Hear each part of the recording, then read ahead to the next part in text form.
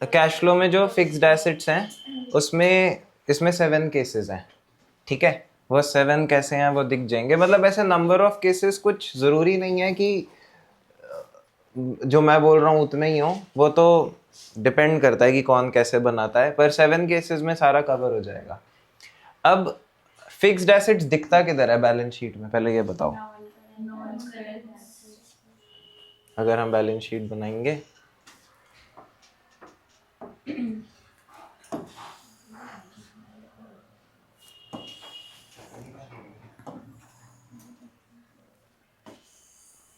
Balance sheet में ऊपर वाली साइड कौन सी होती है कंपनीज की बैलेंस शीट में? तो एसेट्स यहाँ से शुरू होता है। अब एसेट्स में सबसे पहले आता है नॉन करेंट एसेट, और नॉन करेंट के अंदर जो भी होता है, नॉन करेंट के अंदर जो भी होता है वो सारा इन्वेस्टिंग एक्टिविटी में जाता है। दो चीजें होंगी, प्रॉपर्टी प्लांट एंड इक्विपमेंट। इसको क्या, हमें क्या पता है ये क्या होता है? फिक्स्ड एसेट्स को ही पीपीई कहते हैं, ठीक है। और दूसरा नॉन करेंट इन्वेस्टमेंट, तो ये याद रखना पीपीई। इसमें इसमें इसमें टैंजिबल होंगे और इसमें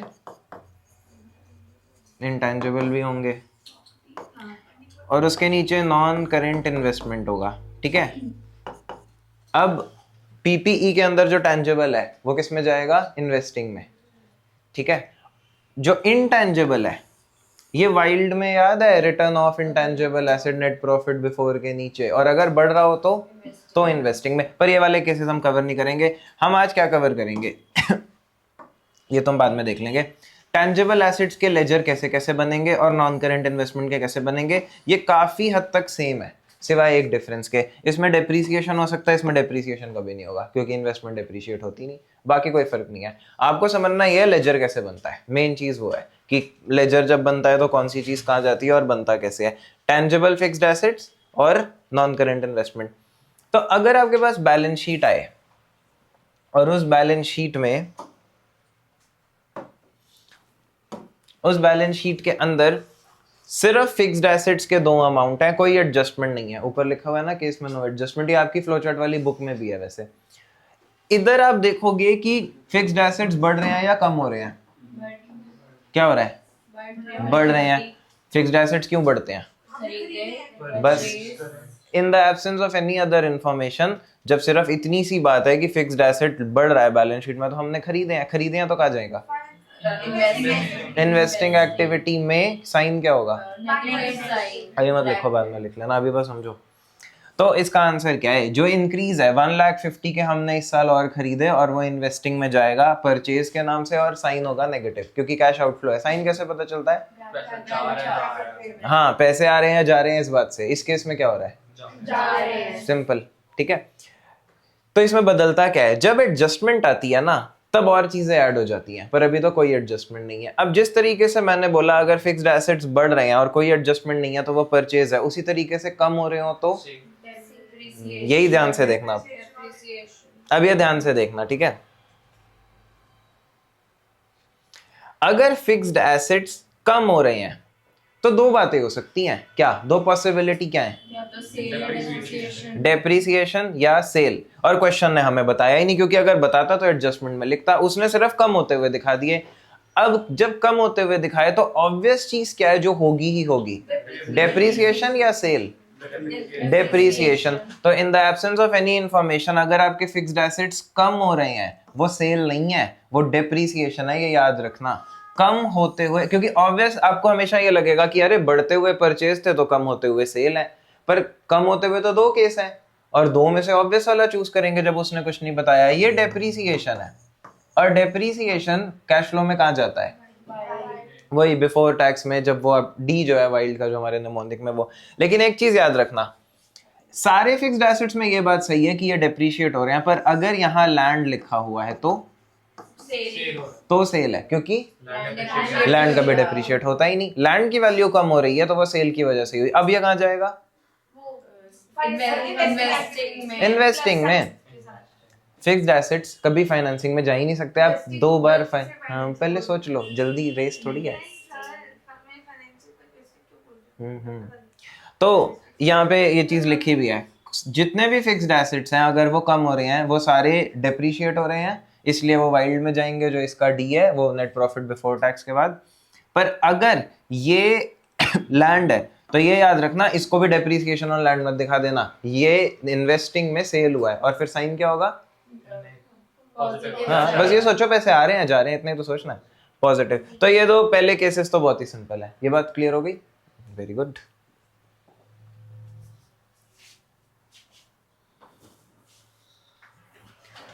अब जब लेजर बनाना पड़ेगा, पहली बात तो पता कैसे चलेगा कि लेजर बनाना पड़ रहा है, ये कोई बताएगा थोड़ी वहां करके। रुको रुको, फिक्स्ड एसेट्स के दो वैल्यूज हैं और नीचे उससे रिलेटेड एडजस्टमेंट है। अब वो एडजस्टमेंट क्या होगी? या तो वो बताएगा कि एक मशीन बिक गई, या वो बताएगा कि कोई और मशीन खरीदी, या वो बताएगा कि इतना डेप्रिसिएशन लगा। ये तीन एडजस्टमेंट हो सकती हैं, मैं यहाँ लिख दूं। एक हो सकता है सेल, दूसरा हो सकता है परचेज। मैं और ऐसा कुछ नहीं है कि तीनों होंगे, तीनों भी हो सकते हैं, कोई एक भी हो सकता है, कोई दो भी हो सकते हैं, पर एक भी आ गया तो लेजर तो बनेगा। तीसरा हो सकता है डेप्रिसिएशन। इन तीन में से फिक्स्ड एसेट से रिलेटेड कुछ भी नीचे मेंशन्ड है और ओपनिंग क्लोजिंग बैलेंस भी है तो लेजर बनाना पड़ेगा। ठीक है, मेंटली भी कैलकुलेट कर सकते हैं, पर आपको मार्क्स तो लेजर के मिलने वाले हैं। तो मेन चीज आपको लेजर सीखनी है। 11th क्लास में डेप्रिसिएशन सबने पढ़ा है, बेसिक लेजर का रूल आना चाहिए, तो ये बन जाएगा। मैं आपको बेसिक लेजर बता देता हूँ इसका कैसे बनता है ज्यादा टफ नहीं है।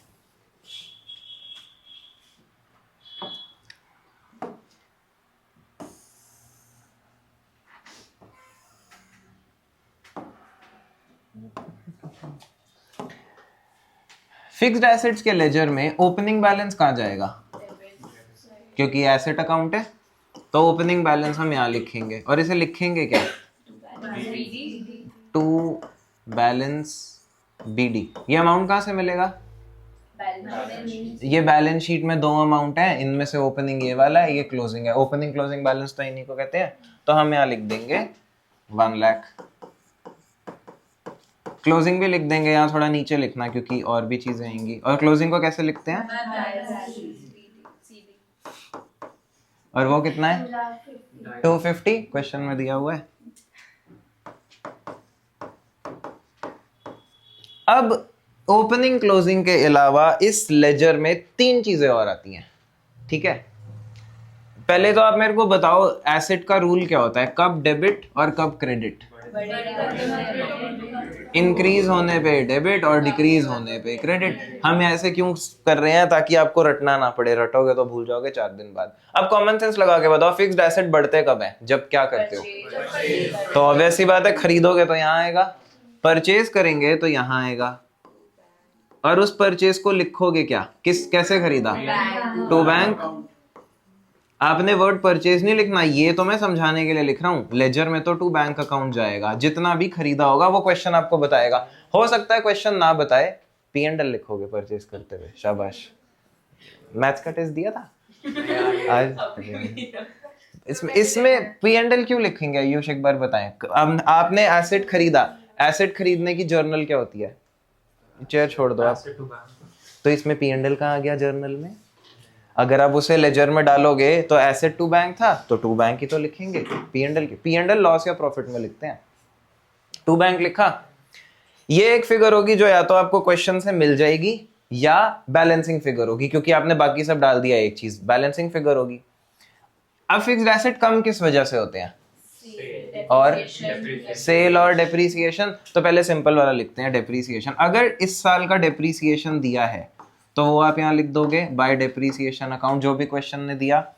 और अगर एसेट बिका है, यूजुअली वो बिकेगा प्रॉफिट या लॉस पे। ठीक है, तो जितने में वो बिका सेलिंग प्राइस लिखेंगे यहाँ बाय बैंक, इसमें लिखेंगे सेलिंग प्राइस। ठीक है, अब प्रॉफिट होगा या लॉस होगा? लॉस हुआ तो इसी साइड, प्रॉफिट हुआ तो इस साइड। तो अगर तो लॉस हुआ यहाँ पे बाय P&L, अगर लॉस हो गया, और अगर प्रॉफिट हो गया तो टू P&L। अब दोनों एक साथ तो होने नहीं वाले ना, कुछ एक ही होगा। क्या क्वेश्चन हमें ये सारी चीजें दे देगा? क्वेश्चन आपको यूजुअली क्या देगा? क्वेश्चन आपको ये देगा, ये देगा। इन मोस्ट केसेस आपको सेल दे देगा और उस पे लॉस या प्रॉफिट दे देगा। डेप्रीसिएशन या परचेज में से कोई एक चीज दे देगा, वो लिख देना, दूसरी बैलेंसिंग फिगर आ जाएगी टोटल करके। पर पहले आपको समझना ये लेजर बनना कब होता है, जब ओपनिंग क्लोजिंग बैलेंस है और उसी से रिलेटेड एडजस्टमेंट है, बाकी तो आप चीजें डाल ही दोगे। अब अगर हम यहाँ एडजस्टमेंट पढ़ें तो यहाँ एडजस्टमेंट पहले पढ़ते हैं, फिर इसमें वैल्यूज डाल देंगे। During the year a machine of book value 50 was sold for 30। आपने कितने वाली मशीन कितने में बेच दी? 50 वाली 30 में। लॉस हुआ या प्रॉफिट? लॉस। सेलिंग प्राइस क्या है? ध्यान से बोलना। सेलिंग प्राइस क्या होता है? कितने में बिकी, कितनी वैल्यू आपके पास थी वो नहीं होता। तो मैंने यहां क्या लिखना है बैंक के सामने? Selling price. यहां पे मैं क्या लिखूंगा? 30,000। तो यहां मैं 30 लिखता हूं। इस पे मुझे प्रॉफिट हुआ या लॉस हुआ? लॉस। तो इस साइड आएगा या इस साइड? क्रेडिट में ही आएगा 20। तो अब क्योंकि यहाँ लॉस है, ऑब्वियसली ये प्रॉफिट हो ही नहीं सकता ना। प्रॉफिट होता तो यहाँ लिख देता, तो वो नहीं होता, दोनों में से कुछ एक है। अब इन दोनों में से कुछ एक वो देगा, दूसरा बैलेंसिंग फिगर है। क्या बताया उसने उसके बाद? Depreciation on other assets during the year was 25। तो डेप्रिसिएशन दे दिया उसने, वो मैं लिख देता हूँ 25। एक बात और इस डेप्रिसिएशन पे ध्यान रखना, ये डेप्रिसिएशन आपने उन एसेट्स का लिखना है जो अभी भी आपके पास है। जो मशीन बिक गई उसका नहीं लिखना, वो मेंशन करेगा कभी कभी एडजस्टमेंट में। एक एग्जांपल इसके बाद हम करेंगे। ये डेप्रिसिएशन कौन सा है? Depreciation on other assets. Other मतलब जो अभी भी आपके पास है, ये उनका डेप्रिसिएशन है। इस क्वेश्चन में बिकने वाले का डेप्रिसिएशन मेंशन ही नहीं करा, एक एग्जांपल में करेगा वो, ठीक है। तो हमने ये सारी फिगर्स डाल दी। अब आप ये कैसे निकालोगे? ये परचेज लेजर मैच तो अभी करता नहीं। यहां का टोटल क्या है? 325। तो यहां का टोटल भी 325 होना चाहिए। तो ये कितना आता है? 225। लेजर बनाना आया? प्राइमरीली 3 चीजें हैं ओपनिंग क्लोजिंग को छोड़ के। ओपनिंग क्लोजिंग लिखा है तो बैलेंस शीट से मिल जाएगा। एक एसेट बिका होगा, उसका सेलिंग प्राइस लिखो, लॉस या प्रॉफिट लिखो। फिर या तो परचेज ड्यूरिंग द ईयर बता देगा या डेप्रिसिएशन ड्यूरिंग द ईयर बता देगा, दोनों में से कोई एक बता देगा। दोनों मिसिंग होंगे तो लेजर कैसे बनेगा? दोनों में से कुछ एक तो बताएगा। ये लिखो और हो गया काम। कभी कभी ऐसा भी हो सकता है कि वो आपको सिर्फ ये बताए, ठीक है, सिर्फ सेल ड्यूरिंग द ईयर बताए, ना डेप्रिसिएशन बताए ना ये बताए। तो उस केस में डेप्रिसिएशन एग्जिस्ट ही नहीं करता, सीधा यहाँ बैलेंसिंग फिगर आएगी। और जब यहाँ बैलेंसिंग फिगर आ रही है तो वो परचेज ही है, तो उसको परचेज लिख देना। अब क्या इसका मतलब है कि बाकी मशीन्स पे डेप्रिसिएशन लगा ही नहीं? देखो ये रियल लाइफ में तो पॉसिबल नहीं है, पर क्वेश्चन को सिंपल रखने के लिए वो एक चीज छोड़ रहा है, तब वैसे कर देंगे। ये चीज समझ में आई? अब इस सेम चीज को एक तरीके से और लिखा जा सकता था। ऊपर उसने क्या किया, उसने आपको बुक वैल्यू बता दी और सेलिंग प्राइस बता दिया, तो आपने दोनों को माइनस करके लॉस निकाल लिया। एक तरीका तो ये भी है कि ड्यूरिंग द ईयर की अ machine of book value 50 was sold at a loss of 20। इस केस में सेलिंग प्राइस नहीं बताया, तो वो भी निकाल लेंगे। कैसे? 50 की चीज को 20 के लॉस पे बेचोगे तो 30 में बेचा। वो ऐसे लिख दे या ऐसे लिख दे, इतना दिमाग तो चला लेंगे, ठीक है, चला लेंगे ना, बढ़िया।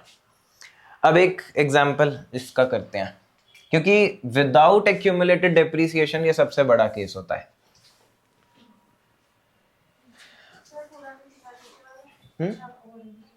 क्या है वो? तो और है, इसीलिए तो नीचे की, टेंशन मत लो। ये आपके पास फिक्स्ड एसेट्स हैं, 5 लाख से 8 लाख हुए, नीचे कुछ नहीं होता तो मैं सीधा 3 लाख की परचेज दिखा देता। ओ एक सेकेंड, हमने ये तो डिस्कस नहीं किया कि वो कैश फ्लो में कहाँ जाता है। लेजर तो बना दिया, ये चीजें कैश फ्लो में कहाँ जाती हैं? येलो से लिखे, येलो से। अरे कोई चटक नहीं होएगा, तुम लोगों से ज्यादा चटक थोड़ी होएगा। अगर लेजर बन गया तो ओपनिंग और क्लोजिंग कहीं नहीं जाएंगे, कैश फ्लो में, ठीक है। बाकी sale of asset, sale of ये कहाँ जाता है? ये इन्वेस्टिंग एक्टिविटी, क्योंकि पैसे आ रहे हैं तो ये इन्वेस्टिंग में गया। Loss on sale of asset कहाँ जाता है? वाइल्ड, वाइल्ड में loss on sale of asset याद रखना। तो ये WILD, ये जो L है loss on sale of asset ही तो है। और ये कहाँ आता है? वो बिफोर प्रॉफिट के आगे नीचे जो एडजस्टमेंट होती है। ये डेप्रिसिएशन कहाँ जाएगा, ये डी यही तो है, वहीं आता है, ये जहां लॉस आता है वहीं पे डेप्रिसिएशन आता है। प्रॉफिट होता तो ये कहाँ जाता, DIRP, या कैसे भी लिख लो, डर्ट में नहीं जाता। जहां पर ये जा रही है ना, adjustment for non cash and non operating items है ना, उसके नीचे कुछ चीजें प्लस होती हैं, कुछ माइनस होती हैं। ये प्लस होता है लॉस, और प्रॉफिट माइनस होता है वहां, ठीक है। और ये कहां जाता, परचेज, इन्वेस्टिंग। एसेट खरीदना बेचना तो इन्वेस्टिंग में जाता है, इन्वेस्टिंग। और अब आपको ये भी समझ में आता है कि इन्वेस्टिंग में एसेट की कौन सी वैल्यू जाती है, सेलिंग प्राइस जाते हैं या परचेज कॉस्ट जाती है, ठीक है, बुक वैल्यू नहीं जाती वहां कभी भी। जैसे समझ भाई, ये आपके फ्लोचार्ट वाली बुक में बना हुआ है ये पूरा, उसको खोल के देखो और उसे लेके आया करो। अब यही लेजर बनाना है, साथ साथ बना लेते हैं पूरी। हाँ तो हम वो देखते हैं ना क्या करना है। अब आप ये देखो, पहले तो ये दिया है, जो आपको अभी एडजस्टमेंट बताई वो 2 पॉइंट्स में है, कोई टेंशन वाली बात नहीं, 2 हो 4 हो, कितनी में भी डिवाइड कर दे, आपको पता है क्या करना है तो आप कर ही लोगे। पहले तो हम लेजर बनाते हैं, लाइंस बनाते हैं, उसके बाद आप मेरे को बता देंगे, लाइंस बनाएंगे।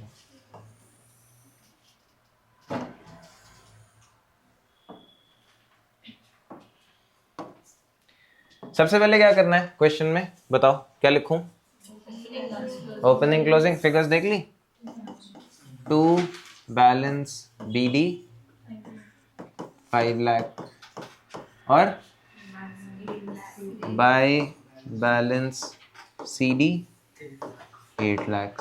अब आप एक एक करके एडजस्टमेंट पढ़ो और बताओ। 50,000 depreciation has been charged to plant and machinery during the year. क्या ये बेचने वाली मशीन की बात कर रहा है, नहीं, ये बाकियों की बात, ऑब्वियसली ये बाकियों की बात कर रहा है, बेचने वाले का तो उसी की लाइन में लिखा होगा। तो इसका क्या करना है, इसको लिखना है, very good, bye depreciation account 50,000। तो ये इसका काम हो गया। Second, a piece of machinery costing 12, book value 5 was sold at 60% profit on book value। 5,000 की चीज 8,000 सोच लो, 5,000 की चीज 60% प्रॉफिट पे बेची, यानी 160% पे बेची, यानी 8,000 की बेची।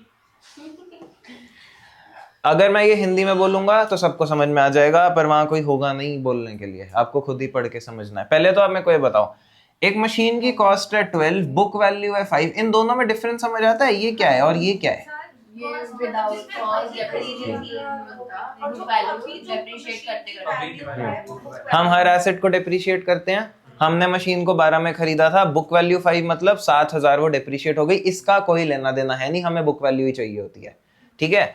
बिकने वाली मशीन का जो डेप्रीसिएशन है इस मेथड में, उसका कोई काम नहीं है, मतलब काम सिर्फ इतना है कि आप कॉस्ट से बुक वैल्यू पे आ जाओ, लेजर में कोई काम नहीं है इसका, और वो तो उसने खुद ही लिख दिया। 50,000 depreciation charge to plant and machinery, वो तो पूरे साल की मशीनरी जो है और सारी प्लांट एंड मशीनरी जो है, और ये उसी मशीनरी का पार्ट है, तो इसका जो डेप्रिसिएशन तो वो तो जाना है, इस साल का तो सभी का जाना है, ये तो पुराना डेप्रिसिएशन है पिछले ईयर्स का, तो इसको तो हम लेजर में नहीं डालते। अब इसको ना एक तरीके और से भी लिख सकता था वो, यहां मैं हटा करके लिख दूं डेप्रीसिएशन 7,000। अब आप क्या करते, वो बोल रहा है इस मशीन की कॉस्ट है 12 और इस पे आज तक डेप्रीसिएशन 7 लगा है, तो आप बुक वैल्यू पे आते, क्योंकि अकाउंटेंसी में प्रॉफिट लॉस निकलता है book value minus selling price, ना कि कॉस्ट माइनस सेलिंग प्राइस। आपने यूज भी तो किया ना, तो हम इस केस में उसको लाते 5 पे खुद पर, यहां तो उसने खुद ही 5 मेंशन कर दिया, तो सही है हमारे लिए 5। 5,000 की machine 60% profit on book value में बिकी, बुक वैल्यू 5 है, इसका 60% कितना होता है 3,000, 3,000 के प्रॉफिट में बेचा, तो कितने में बेचा 8। तो अब यहां आते हैं, क्या लिखना है आपको, इधर आपको सेलिंग प्राइस लिखना है ना, तो यहां लिखते हैं by bank account 8, selling price लिख दिया, प्रॉफिट हुआ लॉस, तो किस साइड आएगा? टू P&L अकाउंट, प्रॉफिट है 3000, लिख दिया। एडजस्टमेंट इतनी थी। अब क्या बचता है इस लेजर में? परचेज। तो पहले यहां टोटल करते हैं, 858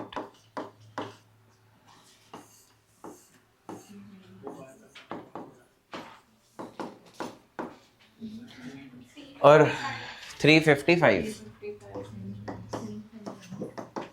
Rupees 400. अभी हेडिंग दिखा देता हूँ मैं। हाँ ये केस नहीं 3 है ये। लंबी क्लास है ये। ओके, उससे पहले तो खत्म हो जाएगी। इतना हो गया, ठीक है। अब फिर से एक बार डिस्कस कर लेते हैं, इसमें से कैश फ्लो में क्या जाएगा? ओपनिंग क्लोजिंग नहीं जाएंगे, ये कहाँ जाएगा? इन्वेस्टिंग। ये कहाँ जाएगा? क्योंकि ये डेप्रिसिएशन है डी। ये कहाँ जाएगा? Purchase, investing. बस साइन का ध्यान रखना, पॉजिटिव या नेगेटिव। ये कहाँ जाएगा? तो मतलब प्रॉफिट बिफोर टैक्स के बाद ये ऐड हो जाएगा और ये लेस हो जाएगा, adjustment for non cash and non operating में। और ये तो इन्वेस्टिंग में चले जाएंगे अपने अपने साइन के साथ। पैसा आ रहा है तो पॉजिटिव, जा रहा है तो नेगेटिव। इसी चीज को एक तरीके से और लिखा जा सकता है जो और है। अभी यहाँ पे क्या था, क्वेश्चन ने आपको ओपनिंग दिया, क्लोजिंग दिया, ये तो हमेशा देगा। आपको सेल दिया और उसका प्रॉफिट दिया, फिर उसने डेप्रिसिएशन भी दे दिया और आपने ये बैलेंसिंग फिगर से निकाला। पर ये भी तो हो सकता है कि आपको वो परचेज दे दे और डेप्रिसिएशन बैलेंसिंग फिगर हो। कैसे? यहाँ पे देखो, ये दोनों एडजस्टमेंट्स अगर आप देखो तो पहले में लिखा था 50,000 डेप्रिसिएशन हैज बीन चार्ज। अब यहां हमने बदल दी, machinery purchase during the year was 355, ये लिख दिया। तो आप, और दूसरी सेम है, जो सेल है वो सेम है, तो सेल की एडजस्टमेंट डाल दो और परचेज की एडजस्टमेंट यहां पे डाल दो, अपने आप यहां बैलेंसिंग फिगर आ जाएगा डेप्रिसिएशन। इन दोनों में से जो भी दिया हो उसे डाल दो, दूसरी चीज बैलेंसिंग फिगर है। ये बात क्लियर है? ओके, ये बात क्लियर है ना सबको? ठीक है।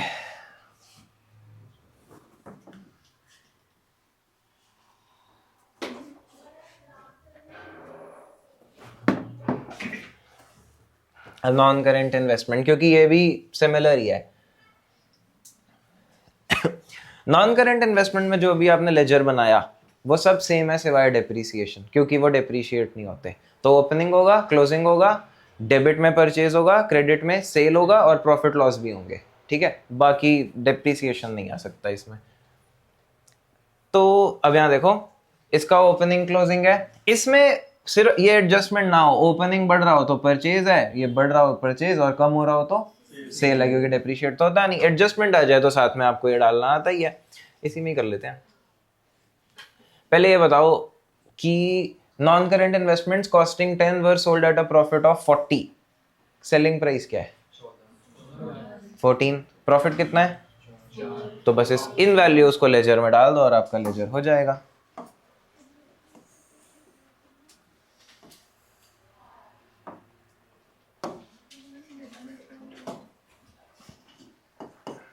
टू बैलेंस BD, ओपनिंग कितना है? 40, बाय बैलेंस CD, क्लोजिंग है 45। अब हमने यहाँ देखा 10,000 के इन्वेस्टमेंट को हमने 40% प्रॉफिट पे बेच दिया, 14। अब गलती है, यहाँ बच्चे लिख देते हैं by bank 10, selling price, selling बेचा कितने में वो लिखना है। बाय बैंक, प्रॉफिट किस साइड जाता है? To P&L account. मैच करता है ये? तो आप पहले क्लोज करो।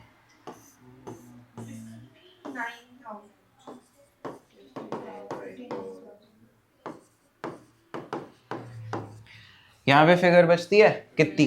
15 अब बताओ ये जो बचा 15, ये क्या है? क्या हो सकता है? परचेज। यहां बच रहा है, यहां पे परचेज ही तो होता है, तो क्या लिखेंगे? To bank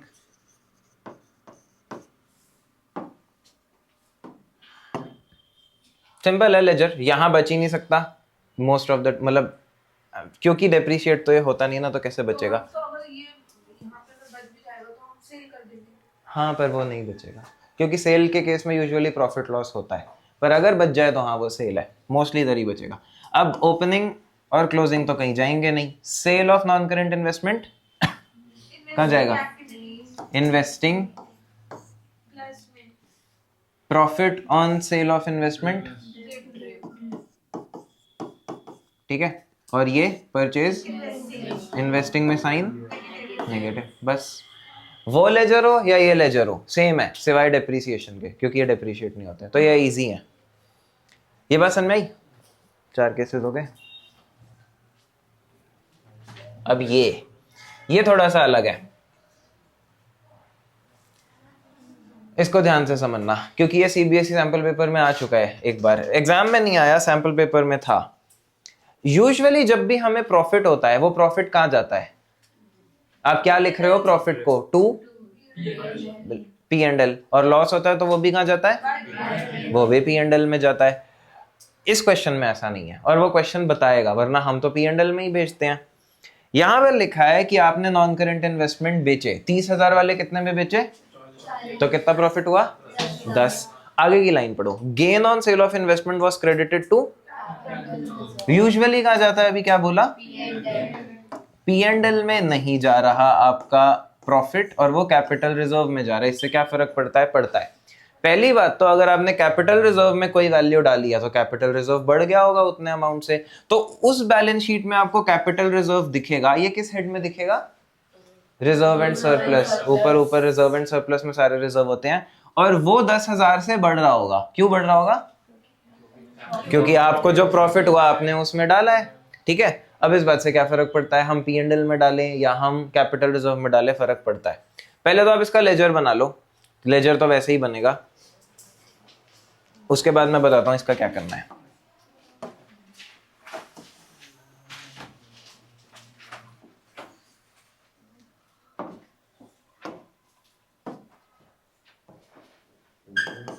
to balance B D 50, closing कितना है? To balance C D 6, 90 by होगा।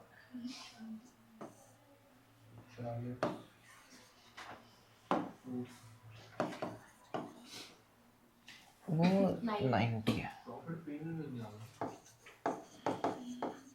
90। आपने इसको सेल किया, सेलिंग प्राइस क्या है? 40, तो बाय बैंक 40,000। प्रॉफिट कितना हुआ? और प्रॉफिट को क्या लिखते हैं हम? टू, यहां नहीं लिखेंगे क्योंकि हम पी एंड एल में भेज ही नहीं रहे, हम कहां भेज रहे हैं? तो यहां लिखेंगे टू कैपिटल रिजर्व। कितना? अब पहले तो आप इस लेजर को मैच करा दो, 130, 130, ये 70 क्या हुआ? जो इन्वेस्टमेंट्स हमने और खरीदी।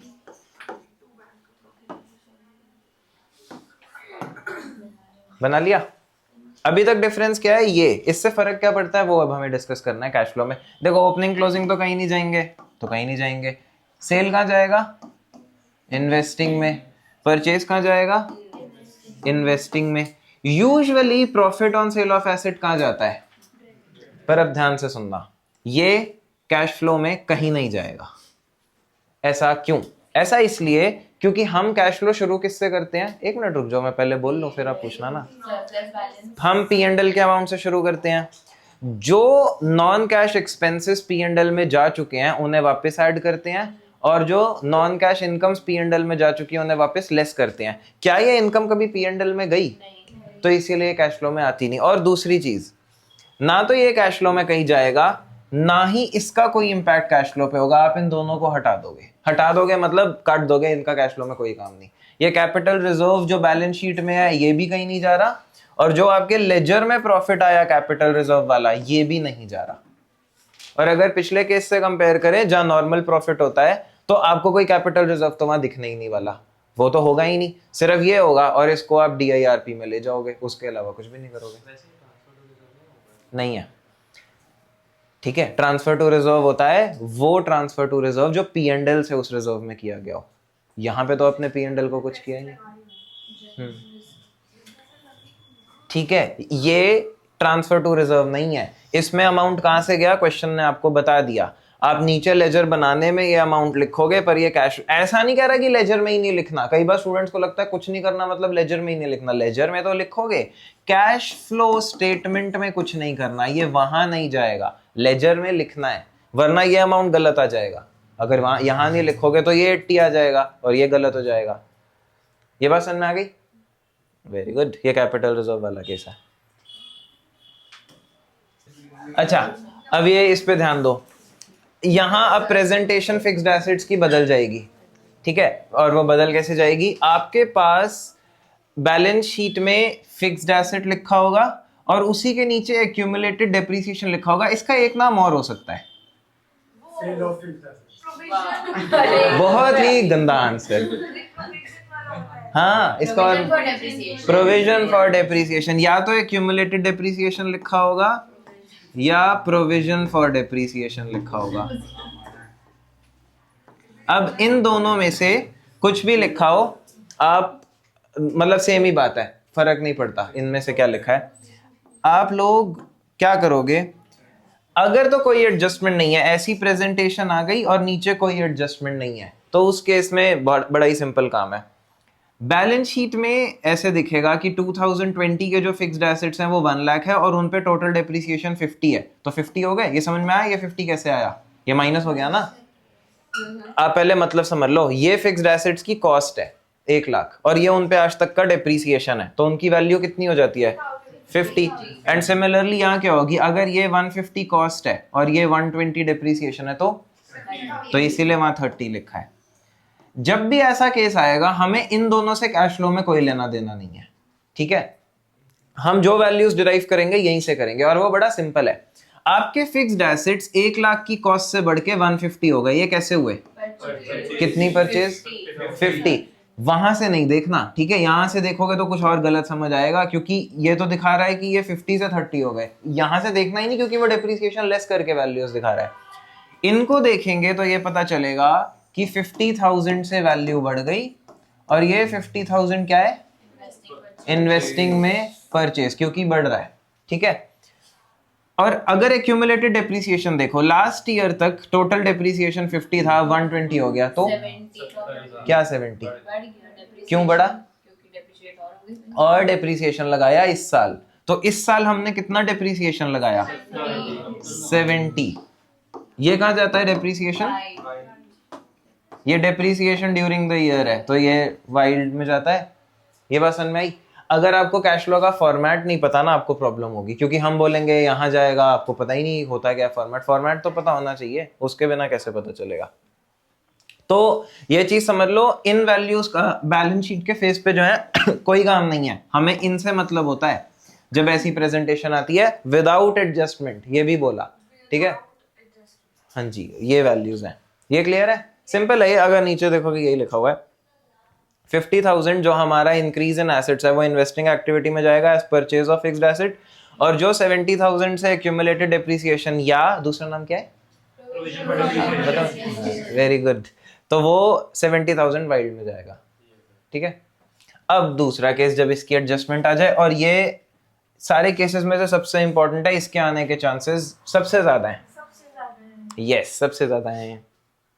अब यहाँ क्या हो रहा है, सेम वही फिगर्स हैं जो पिछले में थी, पर नीचे एक एडजस्टमेंट है और वो एडजस्टमेंट एक मशीनरी की सेल से रिलेटेड है, ठीक है।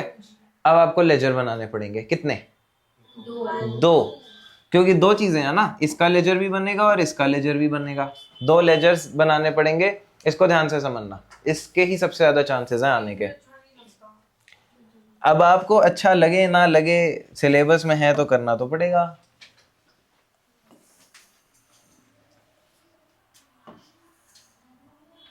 दोनों इधर ही बना लेंगे।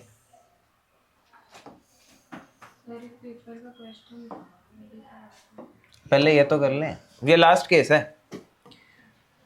तो एक बनेगा फिक्स्ड एसेट्स अकाउंट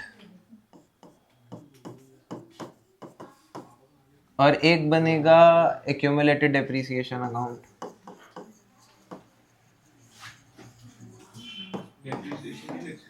नहीं, प्रोविजन फॉर डेप्रिसिएशन लिखो या एक्यूमुलेटेड डेप्रिसिएशन, बेस्ट प्रैक्टिस है जो आपके क्वेश्चन में वर्ड यूज हुआ है आप सेम वर्ड यूज करो, ठीक है। पहले आप लोग आंसर देंगे उसके बाद लिखना। फिक्स्ड एसेट के लेजर की ओपनिंग क्लोजिंग वैल्यू बताओ और 250 साइड्स भी बताओ, ओपनिंग किस साइड आएगा?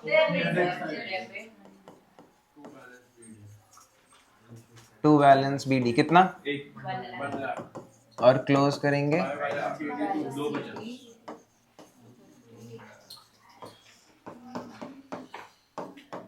अब प्रोविजन फॉर डेप्रिसिएशन ओपन किस साइड होता है? क्यों? ये लायबिलिटी अकाउंट है, इसका नेचर लायबिलिटी होता है, ये याद रखना। ये वैसे भी एमसीक्यू और वाइवा के लिए भी इंपॉर्टेंट है। प्रोविजन, हर प्रोविजन लायबिलिटी होता है, ये भी प्रोविजन ही है। तो हम यहाँ लिखेंगे बाय अमाउंट 50 और क्लोजिंग 120।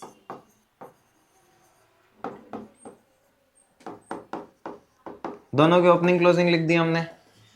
इसके बाद मेन चीज, अब जो मशीन सेल हुई है इससे रिलेटेड आपको 2-3 चीजें चाहिए। एक, इसका सेलिंग प्राइस, ठीक है। दूसरा, इसका प्रॉफिट या लॉस। और तीसरा, ये तो आपको दूसरे उस फॉर्मेट में भी चाहिए ना जो हमने पीछे किया। हम ये दो, पर यहां एक चीज और लिखते हैं, वो है इसका आज तक का डेप्रीसिएशन। इस मशीन का डेप्रीसिएशन कह रहा हूं, इस मशीन का आज तक का डेप्रीसिएशन जो बिकी है। पहले आप मुझे ये बताओ, during the year a machine costing, क्या कॉस्ट इन 3 में से कोई भी चीज है? नहीं है, okay. On which depreciation of 10, क्या ये इन 3 में से कोई भी चीज है? ये है इसका आज तक का डेप्रीसिएशन 10, ओके। तो वॉज सोल्ड फॉर 30, अब 30 क्या है? Selling price. प्रॉफिट लॉस कितना हुआ? 10 या 20? अब एक ये चीज समझ लो कि प्रॉफिट लॉस अकाउंट्स में कैसे निकलता है। प्रॉफिट लॉस होता है selling price minus book value, ना कि कॉस्ट। और आप लोग कॉस्ट माइनस कर रहे हैं जो 20 बोल रहे हैं। ये मशीन आपने कितने में खरीदी थी और कितना डेप्रिसिएशन लग गया? तो अब की बुक वैल्यू क्या है? 40 की चीज आपने 30 में बेची तो कितना लॉस हुआ? इसीलिए ये आंसर आएगा 10,000। ये याद रखना, ये कॉस्ट माइनस सेलिंग प्राइस नहीं होता। ये करोगे हमेशा आंसर गलत आएगा। ये बात समझ में आ गई? तो हमारे केस में सेलिंग प्राइस है, बुक ये इसका प्रॉफिट लॉस है, ये हमारे केस में लॉस है, और यहाँ पे डेप्रिसिएशन है। ये 3 चीजें चाहिए। ये समझ आया? अब ध्यान से देखो, ये जाएंगे कहाँ लेजर में? ये 3 ही चीजें हैं, ये 3 चीजें डालेंगे दोनों लेजर बन जाएंगे। पर आपको याद रखना ये क्या, और हमेशा ये लैंग्वेज यूज नहीं करेगा वो। मतलब मैं इसको ऐसे भी लिख सकता हूं कि was sold for 30 की जगह लिख सकता हूं was sold at a loss of, तो भी यही आंसर आता। तब आपको सेलिंग प्राइस निकालना होता। वो या तो आपको सेलिंग प्राइस दे देगा या लॉस दे देगा या प्रॉफिट दे देगा, दूसरी चीज तक खुद पहुंच जाना, ठीक है। सेलिंग प्राइस, आपको वो लेजर याद है जो अभी पीछे किया? मशीन का सेलिंग प्राइस कहां जाता है? फिक्स्ड एसेट के बाय साइड, वहीं पे जाएगा अभी भी। तो यहां पे लिखेंगे बाय बैंक। कितने में बेचा? 30। अमाउंट उल्टे फुल्टे मत बोलो, सेलिंग प्राइस पे सेलिंग प्राइस बोलो, लॉस मत बोलो, ठीक है। अब और इसके बाद क्या लिखते थे आप वहां? लॉस, वो भी यहीं जाएगा। प्रॉफिट होता तो यहां जाता, ठीक है। बाय P&L अकाउंट, कितना लॉस हुआ? 10। ये दो तो वही है जो आप पीछे करते आए हो, इसमें कुछ नया थोड़ी है। अब तीसरी चीज आपके लिए नहीं है। कौन सी तीसरी चीज? ये कहां जाता है? ये दोनों में जाता है। दोनों में किस साइड? यहां पे इसी साइड, इसी के दूसरे लेजर के नाम से, बाय फिक्स्ड एसेट के credit side. Accumulated depreciation account 10। और अगर फिक्स्ड एसेट के क्रेडिट में आया और दूसरे लेजर में क्रॉस होना है तो इसके डेबिट में, और नाम उस लेजर का टू फिक्स्ड एसेट अकाउंट 10। तो आपको याद ये रखना है, ये जो इस मशीन का डेप्रीसिएशन है ये क्रॉस होता है दोनों लेजर्स में। और साइड क्रॉस तो ऐसे भी हो सकता है, कहीं आप ऐसे कर दो, इस ऐसे क्रॉस होगा। ये जहां पे सेलिंग प्राइस लिखा है फिक्स्ड एसेट में उसी साइड उसका डेप्रीसिएशन आएगा। प्रॉफिट से मत लिंक करना, क्योंकि प्रॉफिट लॉस तो साइड बदलते हैं, लॉस यहां आता है प्रॉफिट यहां चला जाता है। सेलिंग प्राइस वाली साइड पे डेप्रीसिएशन आएगा। पिछले वाले केस में जब एक्यूमुलेटेड डेप्रीसिएशन नहीं होता तो बिकने वाली मशीन का डेप्रीसिएशन लेजर का पार्ट ही नहीं बनता है वहां, पर इसमें बनता है। ये लिख लिया? नहीं मतलब समझ लिया? हाँ, लिखना बाद में। अभी अब हम बस इस लेजर को मैच करा देंगे, दोनों लेजर्स में यही एंट्री डालनी थी, ये 3 डाल दी। अब इसे क्लोज करा दो, इसका टोटल आएगा 250 और 3, यहां भी 3 होना चाहिए, तो ये आएगा 2। इसको क्या लिखेंगे? इस लेजर को भी क्लोज करते हैं।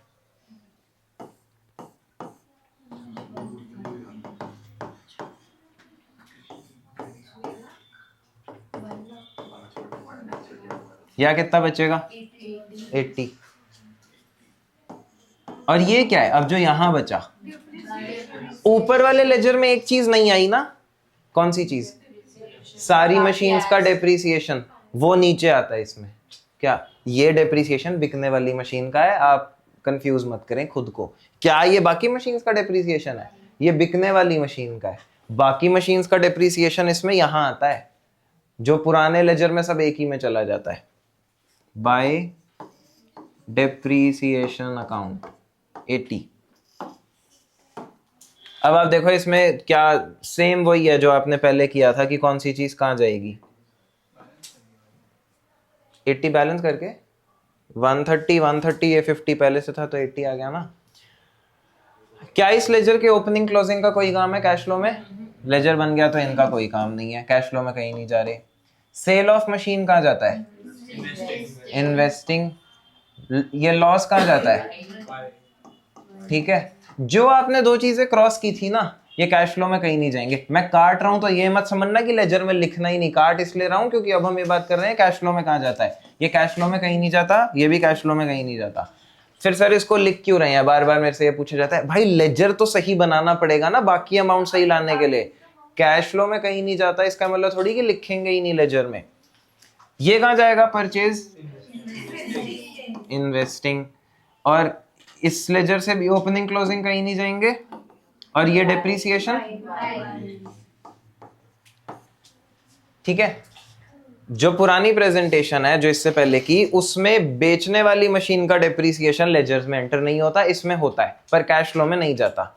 और जो बची हुई मशीन्स का डेप्रीसिएशन है वो नीचे निकलता है दूसरे लेजर में, बैलेंसिंग फिगर एक्यूमुलेटेड डेप्रीसिएशन में, ये वाइल्ड में जाता है। ये चीज समझ में आई? अब देखो अगेन आपको एक चीज ये याद रखनी है, अगर वो क्वेश्चन थोड़ा मुश्किल बना दे, हमेशा यही डेटा नहीं दिया होगा और हमेशा यही बैलेंसिंग फिगर निकले ये जरूरी नहीं है। क्या हो सकता है ये दे दे और कोई और चीज बैलेंसिंग फिगर से निकलनी हो। अगर आपका लेजर मैच नहीं होता 90% केसेस में तो यही बैलेंसिंग फिगर यहां होगी और इसमें बैलेंसिंग फिगर ये होगी, परचेज ऑफ मशीन और डेप्रीसिएशन। हो सकता है किसी क्वेश्चन में यही फिगर दे दे और फिर आपका बैलेंसिंग फिगर सेल निकलना हो या कुछ और निकलना हो। आपको पता होना चाहिए इस साइड पे अगर कोई चीज बची तो वो क्या होगी। क्रेडिट पे बच रहा है तो क्या निकल सकता है, डेबिट पे बच रहा है तो क्या निकल सकता है। तो लेजर की नॉलेज होनी चाहिए। ये बात समझ में आई? हमेशा ये मत सोचना यही बचेगा। अगर इस क्वेश्चन में वो डेप्रीसिएशन ड्यूरिंग द ईयर ही लिख दे तो ये तो बचेगा नहीं, ये तो उसने दे दिया। अब कोई और चीज मिसिंग होगी ऊपर से या कहीं और से। ठीक है, एक क्वेश्चन है ऐसा, वो हम क्लास में करेंगे, जिसमें बैलेंसिंग फिगर प्रॉफिट या लॉस में से कुछ एक निकलता है। लिखो इसको, यही लास्ट केस था। कुछ पूछना है तो पूछ सकते हो। स्मार्ट तो है ही आप लोग, कोई डाउट नहीं है? पक्का?